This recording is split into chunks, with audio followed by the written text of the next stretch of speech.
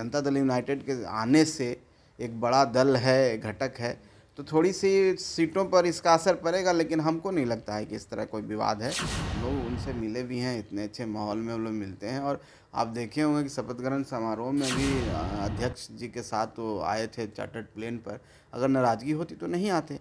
नमस्कार, आप देख रहे हैं लाइव सिटीज। मैं हूं आपके साथ सौरभ राज। अब एनडीए में काफ़ी ज़्यादा दलों की संख्या बढ़ गई है। क्या 2024 लोकसभा चुनाव में टिकट बंटवारे के समय दिक्कत होगी? मेरे साथ बात करने के लिए हिंदुस्तानी अवाम मोर्चा के राष्ट्रीय अध्यक्ष संतोष सुमन, इनसे बात करेंगे।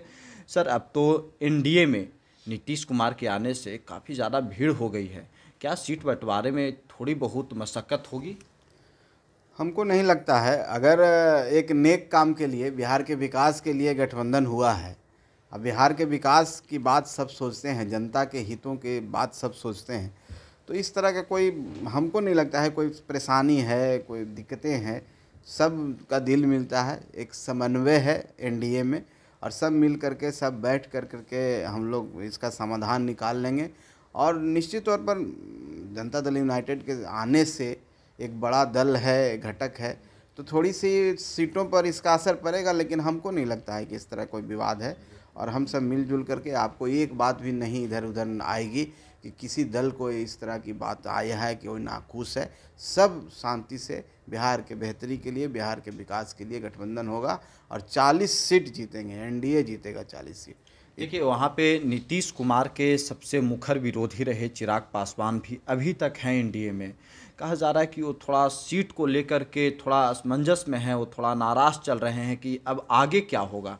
क्या चिराग पासवान को आप लोग मना लीजिएगा? ये सब आप लोग को लगता है कि नाराज़ हैं, हमको तो नहीं लगता है नाराज़ हैं। हम लोग उनसे मिले भी हैं, इतने अच्छे माहौल में हम लोग मिलते हैं। और आप देखे होंगे कि शपथ ग्रहण समारोह में भी अध्यक्ष जी के साथ वो आए थे चार्टर्ड प्लेन पर। अगर नाराज़गी होती तो नहीं आते। तो ऐसी कोई नाराज़गी नहीं है। और समय पर सब हो जाएगा और सब शांति से हो जाएगा, सौहार्द माहौल में हो जाएगा और देश के बेहतरी के लिए होगा।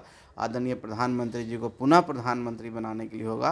अब बिहार का जो टारगेट है 40 सीटों के लिए होगा। आप लोग नीतीश कुमार और चिराग पासवान में जो दरार बढ़ गई थी, आप लोग दोस्ती में बदल दीजिएगा, आप लोग मेहनत कीजिएगा दोनों को साथ मिलाने के लिए। देखिए, राजनीति में जो लड़ाई होती है ना, कोई व्यक्तिगत लड़ाई नहीं होती है। राजनीति में विचारों की लड़ाई होती है, राजनीति में विचारधारा चलता है।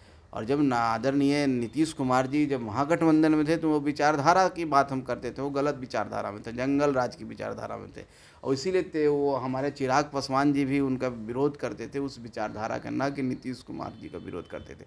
अब नीतीश कुमार जी एनडीए में आ गए हैं, वो विचारधारा हम सबकी विचारधारा है, तो विरोध कहाँ है? कोई विरोध नहीं है।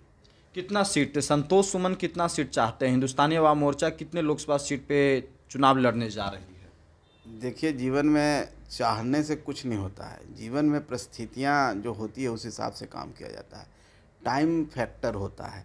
और मैंने बताया ना कि जो जिन परिस्थिति में हम लोग आज हैं, एनडीए में सब चीज़ समान है और जिस हिसाब से सीटों का बंटवारा होगा हम सब मिल कर तय करेंगे। आपके तरफ कहीं पर आपके पास इस तरह की कोई बातें नहीं आएगी, तो बहुत जल्द होने वाला है। आपको बात पता चल जाएगा कौन कितने सीटों पर लड़ेगा, कौन कहाँ लड़ेगा। कोई विवाद नहीं, बस इतना ही आपको हम कह सकते हैं। आरजेडी के लोग कह रहे हैं कि वहाँ पे इतनी भीड़ है कि आने वाले समय में भगदड़ मचेगी एनडीए के अंदर, बिहार एनडीए के अंदर। ये तो समझ उनको पहले आना चाहिए था। 27 पार्टियों का जो घमंडिया गठबंधन बनाए थे, उनको समझना चाहिए था कि सब कांग्रेस की विचारधारा से अलग हैं, कांग्रेस से टूट के आए हुए हैं, कांग्रेस के अम्ब्रेला में क्यों आ रहे हो?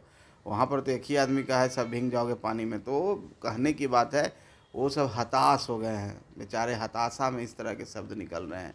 अब देखिएगा ना, कोई कहीं किसी का कोई कुछ नहीं होगा, सब शांति से लड़ेंगे और सबका सुपड़ा साफ हो जाएगा। बिहार में किसी का खाता नहीं खुल रहा, पिछली बार भी नहीं खुला था, एक कांग्रेस सिर्फ जीती थी, इस बार किसी का खाता नहीं खुलेगा, सब ऐसे ही बैरन लौटेंगे।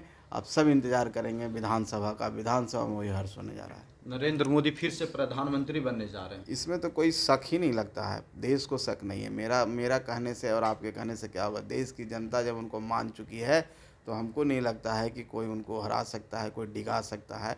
वो अपने पथ पर आगे बढ़ रहे हैं, अब बहुत सही से बढ़ रहे हैं, देश को आगे बढ़ा रहे हैं, गौरव की बात है। बिहार आगे कब बढ़ेगा सर? देश आगे बढ़ रहा है, बिहार कब बढ़ेगा? बिहार भी बढ़ रहा है, थोड़ा बहुत बीच में हो जाता है। अब बिहार के सभी नेता जो विकास की सोच रखते हैं, माननीय नीतीश कुमार जी ने भी बोला है कि अब हम यहीं रहेंगे, इससे नहीं जाएंगे। हम समझते हैं कि अब यहीं रहेंगे नीतीश कुमार। नेचुरल अलायंस है और नेचुरल अलायंस है और विकास की अलायंस है। अब गाड़ी बहुत तेज़ी से दौड़ेगी, पटरी पर आ गई है, अब मंजिल भी नज़र आ रहा है। वो मंजिल विकास की मंजिल है जो 25 में आप देखिएगा एक नया बिहार, एक नई बिहार की इतिहास लिखी जाएगी। चलिए, शुक्रिया सर, थैंक यू, धन्यवाद।